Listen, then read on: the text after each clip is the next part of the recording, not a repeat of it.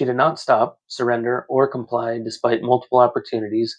She had options. She could have stopped the vehicle, turned off the engine, put her hands up, exited the vehicle, complied with commands. She chose none of those. Instead, she chose to obstruct, disobey, move the vehicle while officers were in immediate danger. What the law says. Vehicle is a deadly weapon. Federal courts have repeatedly held that a motor vehicle can constitute a deadly weapon when used against officers. I find that crazy. It's only against officers. Use of deadly force standard. Law enforcement is permitted to use deadly force when an officer has probable cause to believe a suspect poses an immediate threat of serious bodily harm or death. Tennessee v. Garner, 1985. Objective reasonableness standard. Use of force is judged from the perspective of a reasonable officer on the scene, not with hindsight. Graham v. Connor in 1989. Obstruction and assault of federal officers, 18 U.S.C. 111. Assaulting, resisting, or impeding federal officers, 18 U.S.C. 1501. Obstruction of federal processes. Failure to comply during lawful detention. Refusal to comply during lawful federal enforcement action. Escalates legal exposure and justifies force escalation when safety is threatened. DOJ use of force policy. Advice 21 to 24. That being said, I hear a lot of things about needing warrants. You don't need a warrant when it's literally ordered by the courts that they can do this. It's a roundup. Now, like I said, while I don't agree that ICE should be on our streets, while they have been ordered by the president to do so legally, they're not doing anything wrong. Maybe morally, maybe, but all this talk about warrants and all that shit, it has no stance. And I don't want ICE on the streets because I don't want them on the streets for the next fucking thing that's coming. So can both sides just reject all this shit and realize that we need to get the fuck rid of the illegals, but do it under the ways I said. Don't put people in harm's way. Just suffocate them out of here, and they'll just leave. Fuck, even offer them a free plane home, which we do already.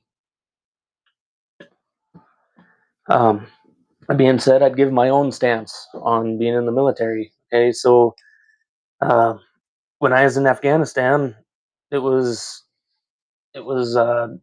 SOP, standard operating procedure, that if you're in a control point, which is what that is, vehicles stopping, you're supposed to stop, you check people, you let them through. Okay, you're in on a city street, so they could have just went around or whatever, but that's beside the point. Standard operating procedure is it's shout, show, shoot. Okay, so you shout, stop, you show your weapon. Okay, and then you give a warning shot. So instead of going straight for the head, you go to the passenger seat. Boom, and then immediately, if they keep going, boom. Okay, now in this guy's instance, he didn't really have the time to do all that. He shouted, he showed and shot.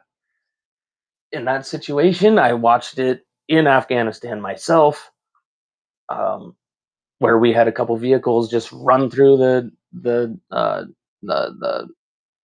control point, and the only difference between my situation and this situation is when they ran through the control point, they were that way. Like, they were going around the bridge. They were staying away from everybody. So I let them go. Okay. Now the Afghani nationals were very, very different. If they didn't listen when they were told to stop, the Afghanis would just open fire on the vehicle that decided not to stop. And that's their own people while we're there. Okay. So I know this is difficult if you don't have any experience, but this is what it is. I mean, these ICE people, that They're just doing what they're ordered to do right now, which they will do when it comes to other circumstances. Like I said, once again, I am not okay with federal agents being on our fucking streets.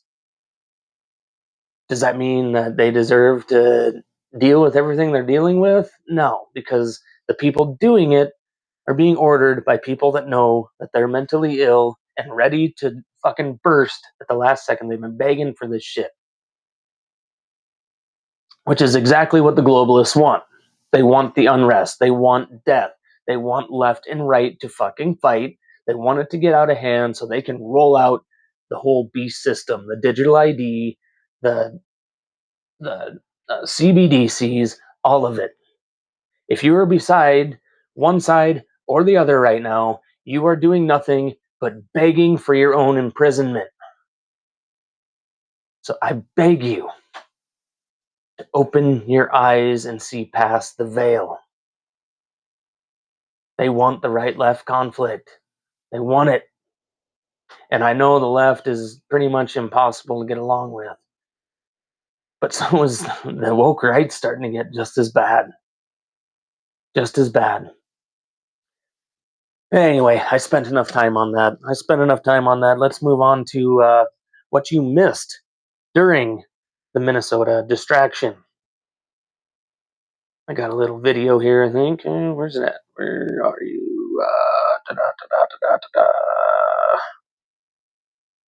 It's not on work phone. Oh, tablet. Whoops.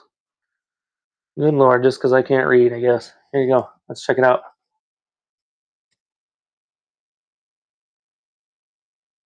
They're trying to create George Floyd. Charges against Maduro slowly being dropped in order to not have to. Oh my god, I can't even keep up. Venezuelan Russian oil tanker seized by the U.S. Russian submarine sent in response. Russia evacuates all Russians from embassy in Israel and Iran in general yesterday. Putin threatened Ukraine one final warning. China threatened the UK and US. China seemingly gearing up to invade Taiwan. Israel air base to be built in Somaliland, a state recognized officially only by Israel, even though they won't recognize Palestine while other big nations do. Planned dumping ground for 2 million displaced Palestinians. US gives 8.6 billion for Israeli fighter jets. US greenlights Israel to bomb Lebanon, even though they've been doing it nonstop anyway. Iran in complete chaos, riots and protests all over the country, multiple assassinations run by probably the people that are experts at assassinations. US and Israel both have said Iran attack is imminent. US talks about taking Greenland and mentions Cuba and Colombia as next targets. I'll get into that here in a little bit. A global conflict is slowly building and the pieces are moving faster than they have yet. Still no, here's all your psyops right here. Still no Epstein files, arrest for COVID, Ukraine corruption, Hunter Biden laptop cover up, truth about assassinations, Charlie Kirk. I'll get into that in a little bit. You're being distracted from the battle of good versus evil with more right versus left. I couldn't agree more. Did I not just state all that in my little breakdown here? Um, that being said, we got to keep rolling right along here. Um, COVID style lockdowns to come. So here is something from the U.S. Postal Service. It says officers, subject, Postal Service employees continue to provide essential services. I don't need to hear that. During large-scale emergencies, epidemics, hurricanes, civil unrest, etc., states and localities may issue curfew orders or other directives restricting travel and other commercial and personal activities. Many of these orders will explicitly exempt providers of essential services, but some do not. I got this here. but some do not. Even if a state or local action does not contain such an exemption, the Postal Service and operations are governed by federal law. Therefore, we continue to fulfill our public service mission by accepting and delivering mail and packages in accordance with federal law. Although postal employees are essential workers that may be exempt from state and local directives, any decision by the Postal Service to continue operations during an emergency must ensure operations can be conducted in a manner that protects the safety of our employees and the public. The Postal Service will continue working closely with federal, state, and local authorities to ensure that we are safely carrying out our mission during emergencies.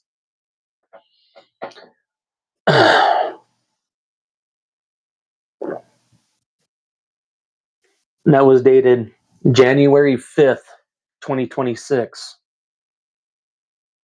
The last time that this letter was published was shortly before COVID. So, what's coming next? What is coming next?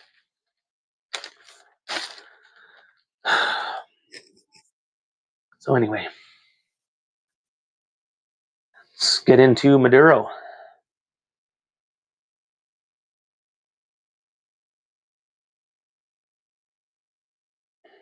Where is it here? Check this out.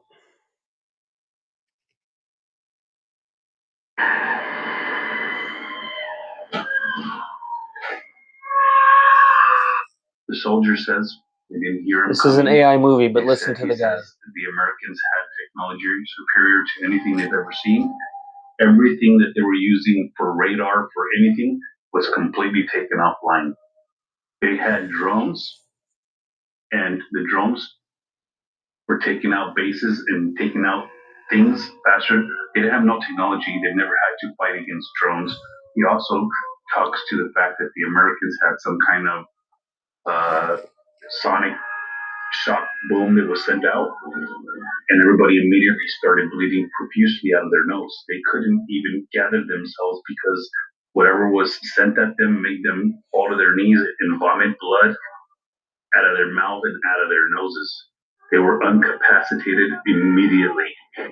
He says he never wants to fear, never wants to go through that again. I gotta repeat, this is an AI video, but listen to the account. To everybody out there that you think you can fight the Americans, you don't even know what their weaponry is like and what they're capable of.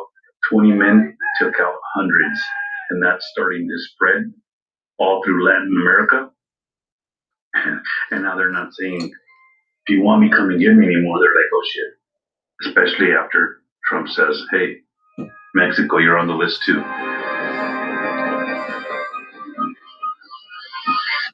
Which, the picture of Maduro, somehow the fucking guy was wearing, what, 5 different outfits in all the different videos or pictures. So the whole thing kind of stinks a little bit. Now, I wrote something on this. If you don't think they'll use these new weapons, whether they're real or not, if they are real, if you don't think that they're going to use them on political dissidents in the future, you are not only low IQ, but you're fucking retarded. If this account is real, then the claims of January 6th, when they talk about the sounds and everything forcing people to get more violent, it kind of gives that some traction, doesn't it? And they have what some of us have known for a long time, free energy capability. If this account is correct, okay, now, could just be a story to make these other nations afraid, or to make us Americans think that we have super soldiers and that we can go win any war. And maybe that's true. Maybe it's true, but something like this makes you think, like, what's the story behind it? Why are we getting this story? As soon as you can start thinking about things that way, you will be able to escape the matrix. Okay?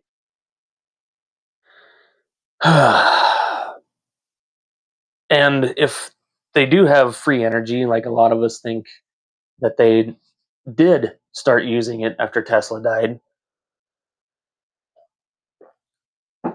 And that's just proof that they've been holding it from us, of course. But maybe, just maybe, no, I'm trying to not get completely black pilled all the time. I'll get a little white pilled here.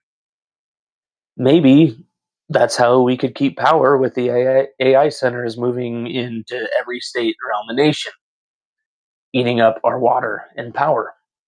If we have free energy, and that would be a way that we could survive.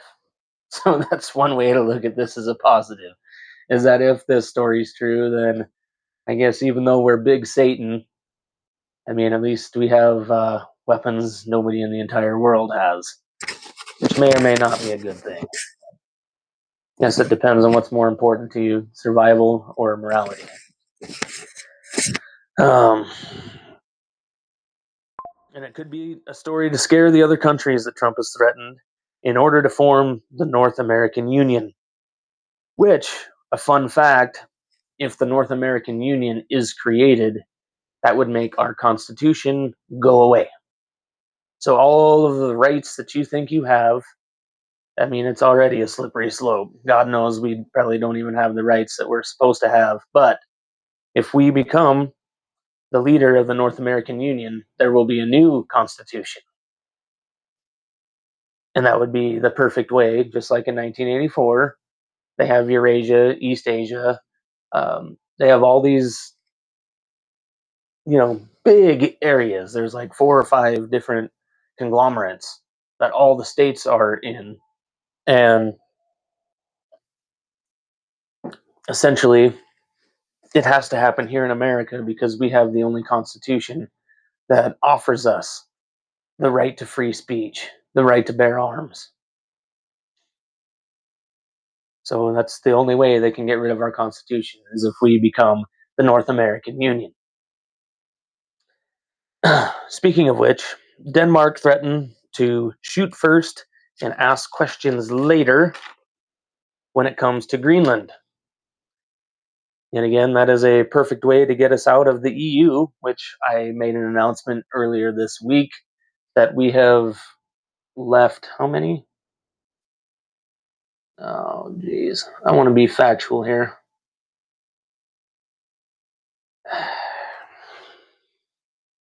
I'll just show you how to do this here. Go to X, go to Grok. How many EU um, mm,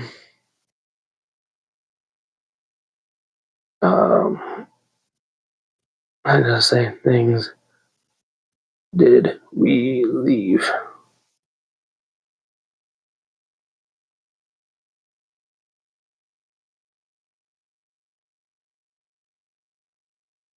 Agencies. So we've technically only left 2, but we announced 30 that we are leaving. So Trump gave us what he said he was going to do, and we're probably going to end up leaving the EU, which they make you beg for it. So when it happens, you're excited and happy, but nobody is looking at what happens when you leave the EU. If we leave the EU and become the NAU, North American Union, our constitution goes away, just like pretty much every other state that's in the EU. The EU controls them by somebody that is not elected by the people. The North American Union will become the same fucking thing. I mean, our leader is already nothing but an actor, okay? But at least we're still under the guise that we have the First and Second Amendment, among the rest. But those are the main 2. You become the North American Union, you lose all your freedoms.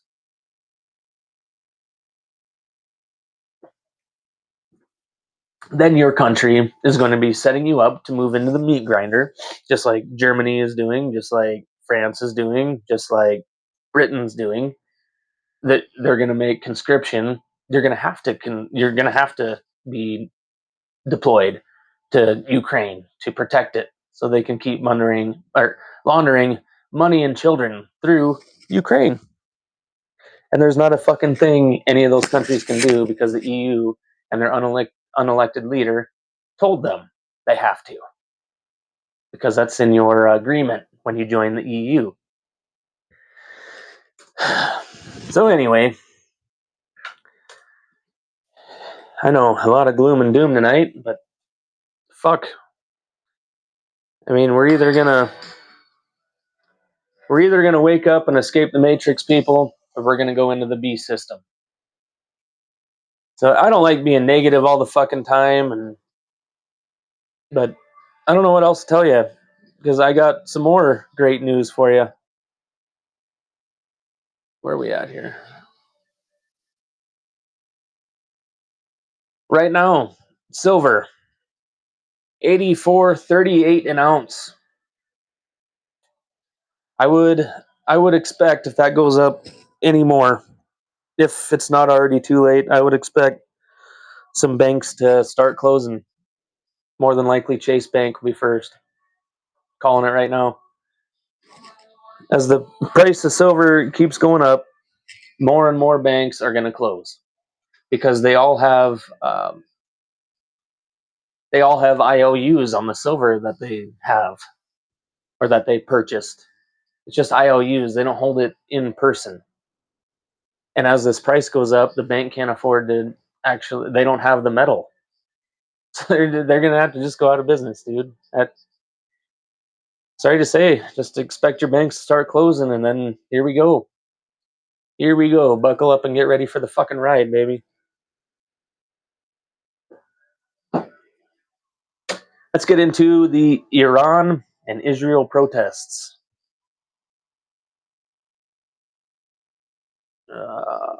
Let's go up here. Initial trigger: severe economic crisis.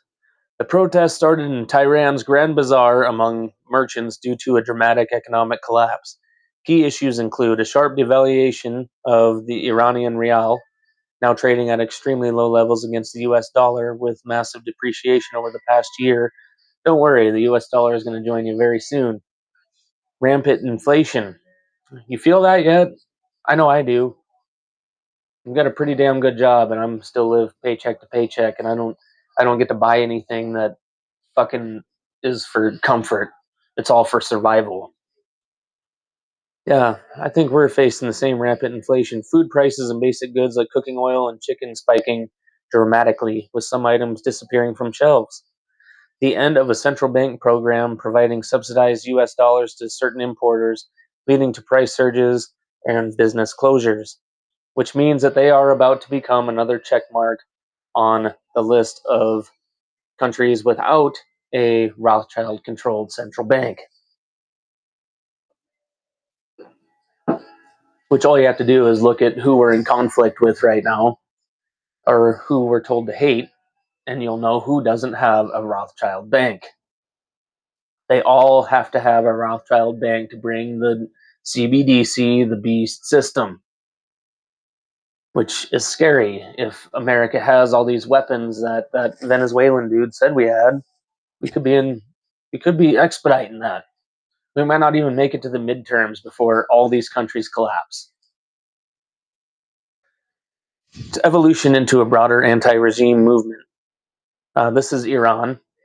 What began as economic grievances quickly expanded into political demands. Protesters are now chanting slogans against the regime, including "Death to the Dictator," referring to Supreme Leader Ali Khamenei. I butchered that shit. And calls for the downfall of the Islamic Republic. Demonstrations have spread to all 31 provinces, including in cities and towns previously seen as regime strongholds, with reports of strikes, shop closures, and street marches, which the IDF has admitted that they have agents inside pushing these protests, which may be a way for them to overtake Iran without mass death. But hold on here, I'm going to show you. They're definitely talking about Israel strikes on Iran and American strikes on Iran. President of no new wars. Government response and escalation. The regime has responded with a heavy-handed crackdown. Security forces have used lethal force, leading to hundreds of deaths. Human rights groups like HRANA report over 500 total deaths, including protesters and some security personnel, with thousands arrested. nationwide internet blackouts and communication restrictions to hinder coordination. Who are the experts at technology and assassinations and subverting into the population to cause unrest like this? That's their main enemy, Israel. Again. Again. All roads always lead to the same place. Why the fuck are we here? Why do we still have to have this conversation? I don't want any harm to befall them. Not one single bit of harm to befall them. I just hope that they reach out to Jesus Christ, that they find Jesus Christ, the one true King, instead of believing that he's boiling in human excrement. Anyway, let's get into the Israeli protests. Now, this was promising. This one is promising, actually, the Israeli protests. Um, let's see. Demand for the return of the last hostage's body. Yeah, we went over that. Lord knows that Israel's offed many of the Palestinian people and haven't brought them back. So I'm just going to leave that one alone. Opposition to renewed judicial overhaul efforts. The government is reportedly pushing forward legislation to advance judicial reforms, a highly controversial plan that first sparked massive protests in 2023. Critics view these as attempts to weaken judicial independence and democratic checks, especially in light of Netanyahu's ongoing corruption trial and perceived efforts to shield himself and allies from legal accountability. So Netanyahu wants to say, I'll read the rest of why the Israelis are protesting, and it's going to have something to do with what I have to say here. But uh, Netanyahu basically has to stay at war, constant war now, because he's trying to avoid an investigation into October 7th, the stand down on October 7th. It takes 45 minutes to fly all the way across Israel, but it took them 8 hours to respond to the supposed terrorist attacks. And they probably were terrorist attacks by Hamas, which Israel funds, just like we fund ISIS and the Taliban or Al Qaeda. So So the same people you fund were behind the people that uh, raped, tortured, and murdered your people for 8 hours, and you didn't fucking respond. So that's why Netanyahu wants to stay at war. Two reasons. One, he wants the Greater Israel Project, which expands Israel into Syria, Iran, the West Bank. I'm missing some here. Parts of Lebanon. And two, to cover his ass so he doesn't have to face trial. The corruption charges are well on the low end of the totem pole on the many crimes of Benjamin Netanyahu. So anyway, these are the protests here. Broader calls for government change and accountability. Protesters demand Netanyahu's resignation or new elections. An independent state commission of inquiry into the security failures surrounding the October 7th, 2023 Hamas attack. Criticism of the government's overall handling of the Gaza war, including accusations that political survival has been prioritized over national security, diplomacy, or ending the conflict decisively. Kind of the same story with Zelensky in Ukraine. But Lord knows he's just a fucking puppet that the EU is using so they can launder money and children through, and to get the mass death that the WEF, World Economic Forum, wants. These rallies often follow or merge with earlier hostage-focused demonstrations, though some groups have disbanded or shifted focus to recovery and rehab efforts. So with that, let's get into Israel news. Israel is on high alert for potential fallout, particularly if the U.S. intervenes militarily. Iranian officials, including Parliament Speaker Mohammed Bagher Qualibaf, have threatened to target Israel and U.S. bases ships if the U.S. strikes Iran, framing the protest as an extension of the June 2025 Israel-Iran conflict. Prime Minister Netanyahu has expressed support for the Iranian protesters, calling them heroes in their struggle for freedom, stating Israel is watching in awe while closing monitoring developments. Of course, I already told you just a little bit ago that there are indeed IDF people in the crowds sparking these tensions. Remind you of something? Like maybe January 6th? Remind you of something? Maybe Minnesota? U.S. Israel talks. Uh, Netanyahu Rubio call. Discuss possible intervention options with Trump weighing strong options but needing more preparation time. Last time he said he needed more preparation time, remember? Yeah, we'll hit them in 2 weeks, or we'll give them 2 weeks to come up with this. And then the next day, we destroyed their nuclear sites when it looked like they didn't do shit. You know, well, you can't see what's under the ground. No, it didn't do much. Okay, they didn't do much. That was Zionist theater, folks. That was Zionist theater. In the great Mike Adams, in the words of the great Mike Adams, that was Zionist theater.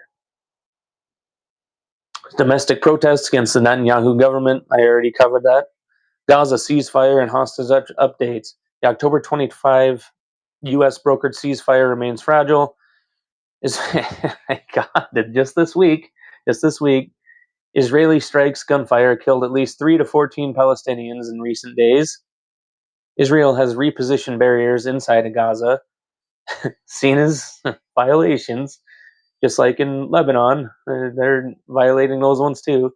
Hamas instructed its agencies to prepare handling power to a technocratic Palestinian committee under the ceasefire's next phase, overseen by the U.S. led Board of Peace, where they're talking that there could even be U.S. troops on the ground, which does nothing but leave the door wide open for a false flag attack, where we off a couple U.S. soldiers and all of a sudden we're going full scorched earth in Palestine.